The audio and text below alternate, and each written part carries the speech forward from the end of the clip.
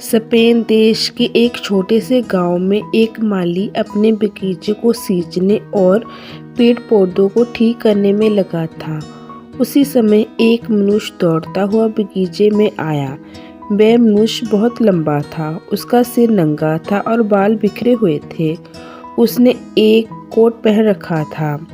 बगीचे के स्वामी के सामने आकर हाथ जोड़कर गिड़गिड़ाता हुआ वह बोला, आप मेरी रक्षा कीजिए, दिन भर के लिए मुझे कहीं छिपा दीजिए। लोग मेरे पीछे पड़े हैं, वे मुझे मार डालना चाहते हैं।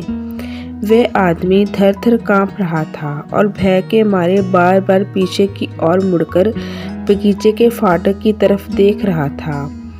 बगीचे के स्वामी को उस पर दया आ गई। उन्होंने उसे एक कोठरी दिखाकर कहा, इसमें रद्दी और दूसरा सामान पड़ा है, तुम उसी में छिपकर बैठ जाओ। मैं किसी को तुम्हारा पता नहीं बताऊंगा। रात को अंधेरा होने पर तुम्हें यहाँ से निकाल दूंगा। थोड़ी देर में कुछ लोग एक युवक की मृतदेह उठाते वहां आए। बगीचे ने स्वामी ने उस युवक को देखा और बेटा बेटा कहकर रोता हुआ उससे लिपट गया। वह युवक उसका पुत्र था। आज सवेरे वे अकेले ही घर से घूमने निकला था। जो लोग युवक की मृतदेह लेकर आए उन्होंने बताया, गांव के बाहर क्वेलियर जाति के एक मनुष्य ने उसे गला घोंटकर मार डाला है। वह दुष्ट उसे पट कर उसकी छाती पर बैठा उसका गला दबा रहा था। हम लोग दौड़े किंतु वह भागकर अपने गांव में ही छिप गया। हमें बहुत दुख है कि हमारे पहुंचने में देर हो गई। आपके पुत्र के प्राण हम नहीं बचा सके। क्वेलियर जाति और स्पेन के दूसरे लोगों में शत्रुता थी। क्वेलियर जाति के लोग दूसरों को इसी प्रकार छिपकर मार दिया करते थे। बगीचे के स्वामी को उन लोगों ने जो उसके पुत्र की देह को लेकर आए थे हथियारे का रंग रूप और उसे कोट का रंग बताया। बगीचे का स्वामी सिर पकड़कर बैठ गया। वह समझ गया कि जिस मनुष्य को उसने कोठरी में छिपा रखा है वही उसके पुत्र का हत्यारा है और हत्या करके पकड़े जाने के भय से वह यहाँ छिपा है। लेकिन उस हत्यारे के संबंध में एक भी शब्द उस बगीचे के स्वामी ने नहीं कहा। दिन तो अपने पुत्र की देह को कब्र में पहुंचाने, रोते और घर में आए लोगों की बातों सुनने में बीत गया। रात हुई, अंधकार फैला।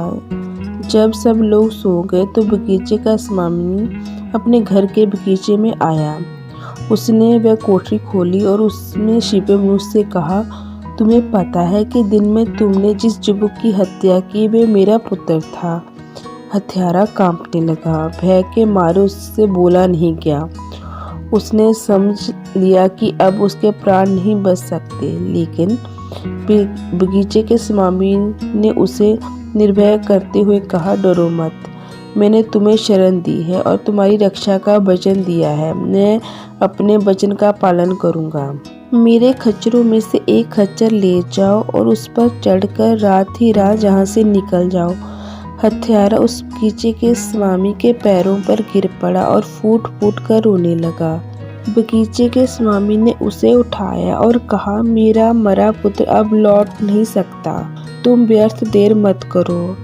अपने वचन के पालन के लिए अपने पुत्र के हत्यारे को भी क्षमा करने वाले ऐसे पुरुष संसार में महापुरुष कहे जाते हैं। सो दोस्तों, मेरी ये कहानी आपको कैसी लगी कमेंट कर बताएं।